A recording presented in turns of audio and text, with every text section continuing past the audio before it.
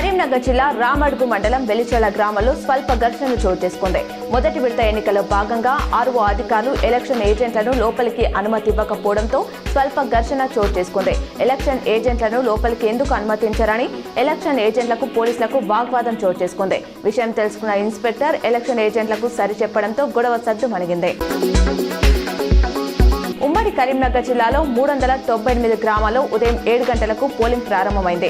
మధ్యాహ్నం 1 గంట వరకు పోలింగ్ నిర్వహించారు. పోలింగ్ కేంద్రాల వద్ద ఓటర్లు బారులు తీరి ఓటు హక్కును వినియోగించుకున్నారు. తొలి విడత గ్రామ పంచాయతీ ఎన్నికల్లో రుద్రంగి మండల కేంద్రంలో ప్రభుత్వ వేములవాడ ఎమ్మెల్యే ఆది శ్రీనివాస్ దంపతులు తమ ఓటు హక్కును వినియోగించుకున్నారు. అనంతరం మీడియాతో మాట్లాడుతూ పంచాయతీ ఎన్నికల్లో కాంగ్రెస్ పార్టీ బలపరిచిన అభ్యర్థులు విజయం సాధిస్తారని పేర్కొన్నారు. గ్రామ పంచాయతీ సర్పంచ్ ఎన్నికల్లో ఓటేసే ముందు ఒక్క క్షణం ఆలోచించాలని కేంద్ర హోంశాఖ సహాయ మంత్రి బండి సంజయ్ కరీంనగర్ పార్లమెంట్ నియోజకవర్గ పరిధిలోని ప్రజలకు విజ్ఞప్తి చేశారు.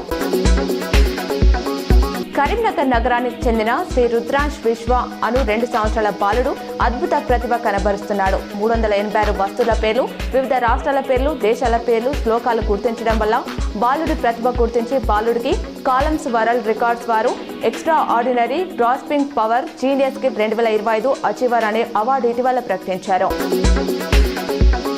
మొదటి విడత పోలింగ్ జరిగే మంతాని, ముత్తారం, రామగిరి, కమనపూర్, కల్వ శ్రీరాంపూర్ మండలాల్లోని డిస్ట్రిబ్యూషన్ కేంద్రాలను కలెక్టర్ పరిశీలించారు. మొదటి విడత పంచాయతీ ఎన్నికలు డిసెంబర్ 11న జరుగుతున్నాయని ఎన్నికల సిబ్బంది శిక్షణ కార్యక్రమంలో చెప్పిన విధంగా నిబంధనలు పాటిస్తూ తమ విధులను కట్టుదిట్టంగా నిర్వహించాలని కలెక్టర్ స్పష్టం చేశారు.